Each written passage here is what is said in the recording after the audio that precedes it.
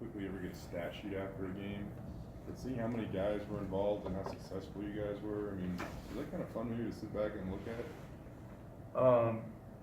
It is, and I was joking and laughing with some of the guys after. I mean, it is to see obviously the team play well and do well and ultimately get the victory, which is the most important thing.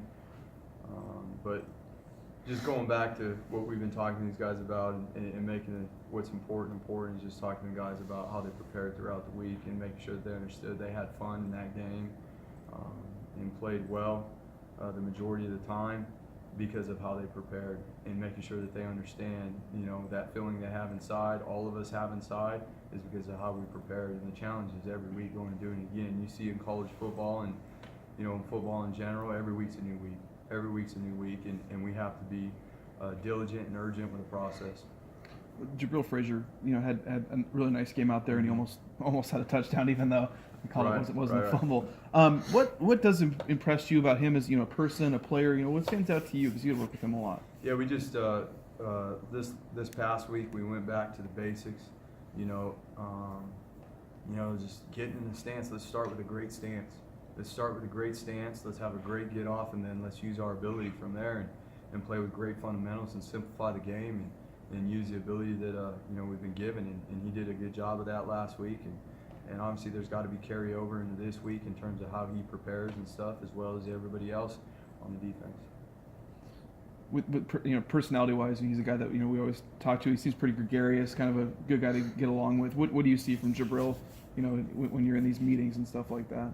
He's, when we're in meetings and stuff, he's pretty serious. He's pretty dialed into what's going on and stuff. I think there's, you got Curtis Weaver in there, and you got Sam Whitney in that room as well, and so there's a bunch of different personalities in there. I don't think there's ever a lack of commentary going on in that room by any means. They probably take their turns. Yeah. With Jabril, I mean, how much did he kind of have to buy into his role and be a little patient, because he has started games before. Mm-hmm. Clearly, he's talented enough to start games, but he's kind of playing that role where he rolls in with the twos, but still gets that production. Yeah, there's no question.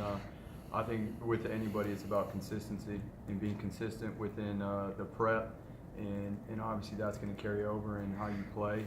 And we had talked about going into this week, there's going to be a lot of opportunities for him, and we need to have a great week of prep each and every day. And obviously he did that throughout the week and was able to capitalize on the situations he had within the game plan. Now that goes into play. There's a lot of things going on the field that his teammates did that help out the situation as well. Leighton Vander Esch draws a lot of attention, and that creates opportunities for other guys. And if you go back and look at the film, there's quite a bit of that going on within the game last week. Staying with the studs, what's impressed you most about the play of Curtis Weaver? You know what? Just the ability to be multiple at a young age. It's not all clean, obviously, as a young player, still working on fundamentals and being consistent with that stuff. But the ability to drop gives us a lot of flexibility with him, and to do different things within the defense when he's on the field.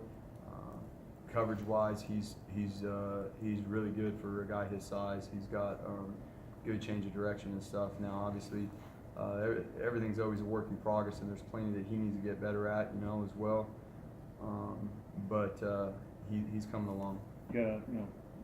San Diego State was built around Penny and obviously Allen for Wyoming. Right. What stands out about Allen? There's a lot. I mean, obviously physically gifted in terms of the ability to throw. Shoot, if you guys are on the sideline, you better keep your head on swivel. Don't get hit by one of those balls now. They got some zip on them. But he has a unbelievable arm, great accuracy. He's able to find the open zone windows, and then obviously, as you guys know, he's a great athlete as well. So he extends plays, he breaks tackles. He's a guy that you see over and over who, whether it be design run plays or him just extending pass plays with his legs, he's breaking tackles, and so that's going to be a huge challenge for us just in that. And then obviously he does a tremendous job. He's a real good fit in terms of operating what they do there on offense. Obviously, they'll talk about all the guys that they lost from last year with Hill and Gentry, who's starting for the Bears, and some Right. other guys. And what do you see in that other group, and how's Allen? Has he changed, or is he doing anything different with the new guys trying to without some of the guys they lost last year? Yeah, it's every team, every college team loses guys year to year, but they've had guys step up.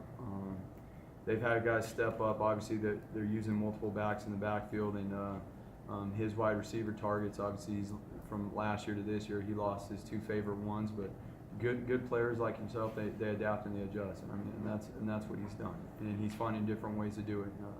You go and look and the fine details of what's going on the field, and he's doing a really good job.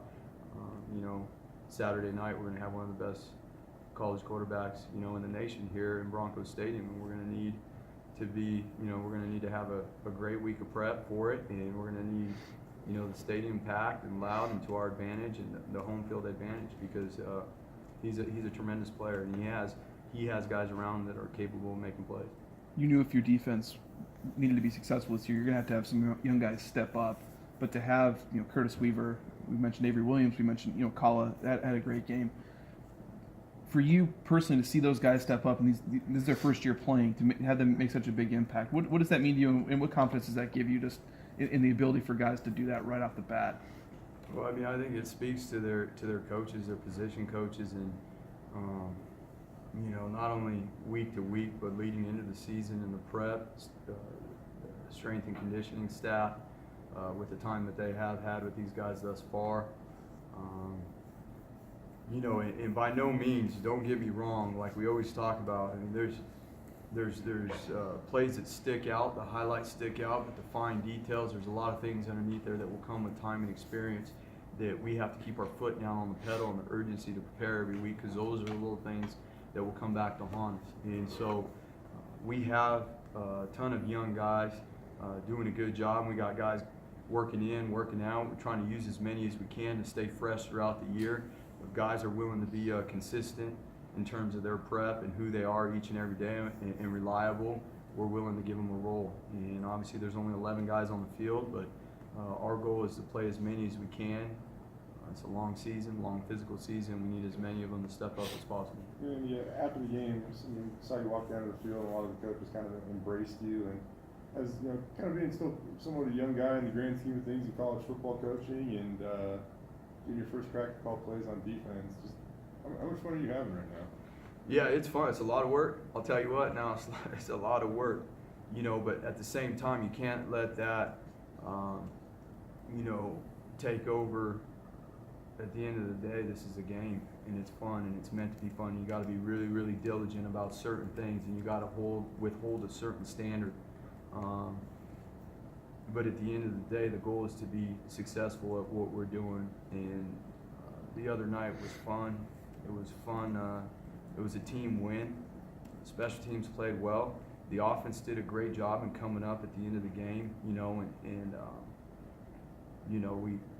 it was huge the way the offense pounded the ball at the end of the game there. I think that it's a team win. I think we're all happy to be able to go on the road, and be able to get that done. And now us as a staff, the energy we provide, the momentum we keep rolling with the players, and the way the players, build on the momentum that we're gaining from these last two games, and be consistent. Come to work every single day, and I think that in itself right there is a big part of this. How much different is this right now for you? Like maybe opposed to last year when we were talking about defensive linemen playing 80 snaps a game, and now the two guys that lead your team in sacks, they're not even starters. Right. And that's part of it. It's part of using the personnel. And that keeps, obviously that question keeps coming up. The guys that are leading the team in sacks aren't starters. They got roles in certain packages. When it's time to go get it, it's time to go get it, and they're doing a good job executing those roles. You know what I'm saying?